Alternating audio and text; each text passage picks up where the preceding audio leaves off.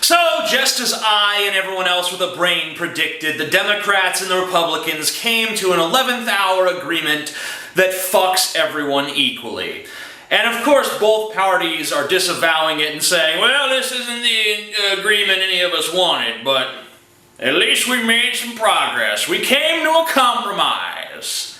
But of course, it's exactly the compromise that the Republicans wanted. You know it's the solution that the Republicans wanted because the Bush tax cuts, those are off the table. Yeah, we can't let those expire. We gotta keep that shit going. In fact, any increased revenue is off the table. The only thing we can do is cut.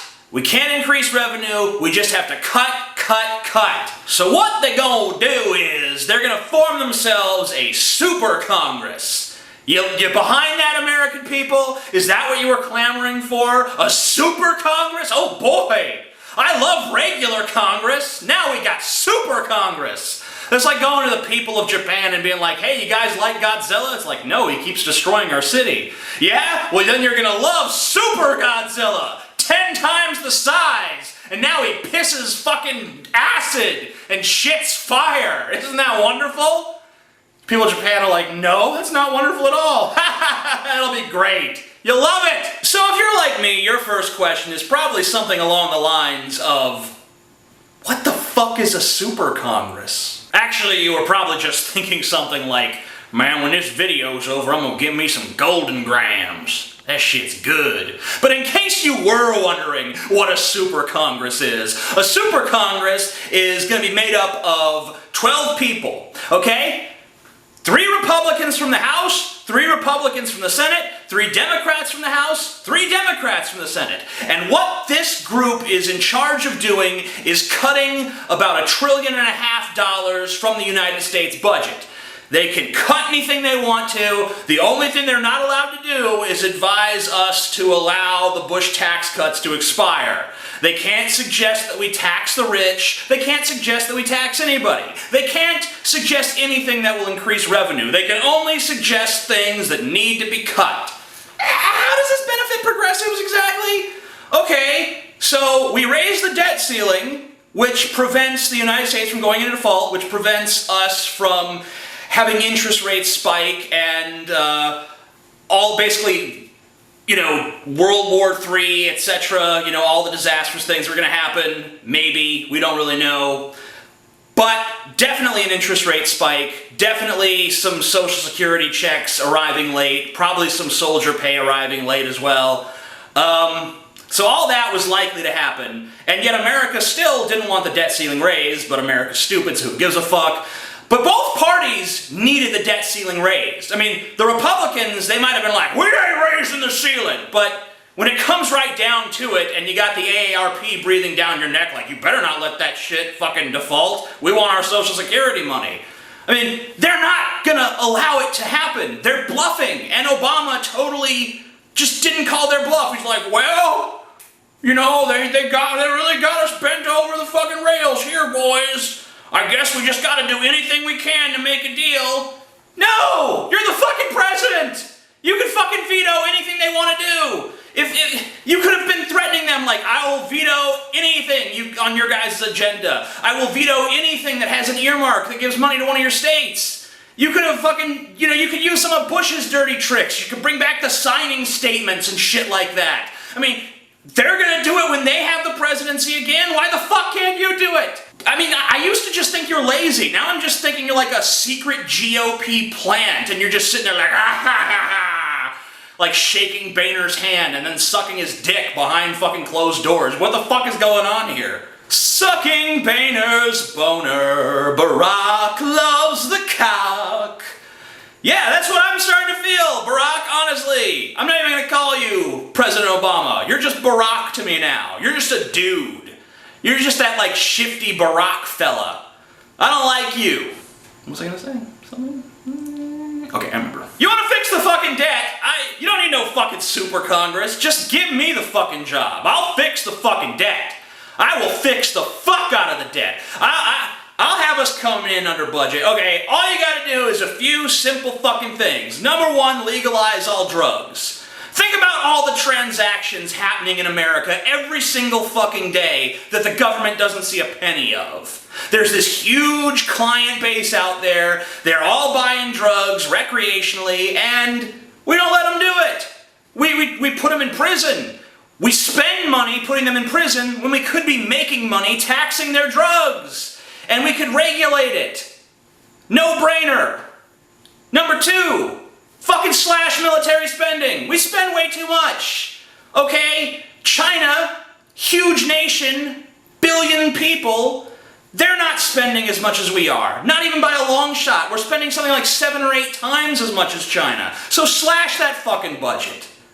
You know, entitlement programs. I love entitlement programs. I'm a liberal, but they need reform. There are too many people exploiting the system. There are too many people who really don't need those programs who are utilizing them for their own personal benefit when they don't actually need to, when they could actually take care of themselves. Does some fucking yuppie baby boomer with a 5-figure income really fucking need Social Security? No, most certainly not. 4, increase revenue, close tax loopholes, and raise fucking taxes.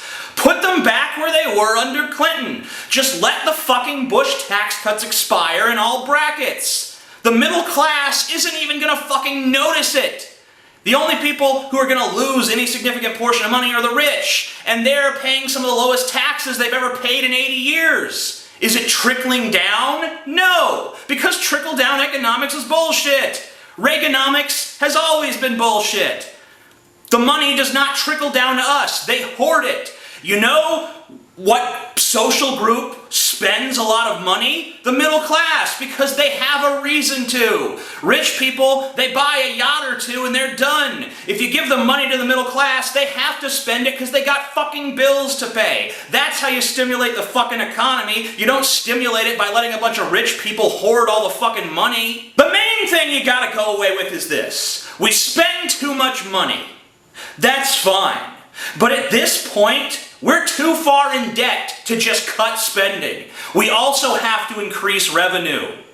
If you want to have your precious social programs, which most Americans do, most Americans, I think something like 79% say, do not fuck with Medicare and Medicaid. So yeah, they like their social programs. Social Security, I think it's also around 80%. So they like these entitlement programs, but they're not willing to do what it takes to keep them around. And by the way, another way you could cut spending is to get rid of fucking Medicare and Medicaid and fucking institute universal health care. Because like I said in my last video, the United States spends more on health care than any other fucking country in the world per person. And we don't get anything out of it. We have one of the shittiest healthcare systems in the industrialized world, despite the fact that we're spending more fucking money. And Obama's solution is to give the insurance companies more money, to mandate that we have to give our money to these companies that have ensured that the American healthcare... Yeah, the only thing these insurance companies have ensured is that American healthcare fucking sucks. That's all they've ensured. We need to get rid of these motherfuckers. We need to have a public option. We need to institute a system more like what they have in England or Germany or any of these other fucking countries where healthcare is better, where people say that their healthcare is better. You poll people in the hospitals, they say their healthcare was better more often than they say it in the United States of America. The solutions are easy and they're obvious. The only problem is that most of the American public is ill-informed, and the politicians are all loyal to the corporations who are pushing for more and more privatization. Of course they're pushing for more and more privatization. They are privatization. Has private prisons been a good idea? Is it a good thing that someone makes money off of your incarceration, and then these private prisons lobby for illegal immigrants to be put in prison, and they lobby for stricter sentencing guidelines, and they lobby for tougher parole guidelines, and they basically push us further and further towards a police state because they make money off it? I mean, hell, why don't we just replace our court system with a private court system? You know, I could be a fucking judge. I'll fucking judge everyone. All I have to do is look in their eyes for 30 seconds and I can tell if they're guilty. And I only charge $600 a day. Think of all the money we could fucking save. Or here's an even better idea. This doesn't cost anything. In fact, this will generate revenue. You just have two criminals, both accused of some crime, doesn't matter. Maybe one's in there for jaywalking and the other's there for rape. You just give both of them a knife and you have them fight to the death. And whoever wins, that one was innocent. And you put the whole fucking thing on TV and you get some sponsorship. You get fucking Budweiser and shit sponsoring that. And hey, all of a sudden, your court system is making money. That's the fucking joy of privatization, folks. Isn't that fucking wonderful? Wouldn't that be great? There's an old saying that God loves fools and children. That must be why he blesses America. Because it seems like that's all we are. Fools and children. Our 400-page photo book containing behind-the-scenes photos and commentary from myself and Cody Weber is available below. There's only 10 copies left, so get them quickly. Also, you can buy the director's cut of the documentary Amazing. Also, directed by me, motherfuckers! Ha ha ha! Faggot! I hate you.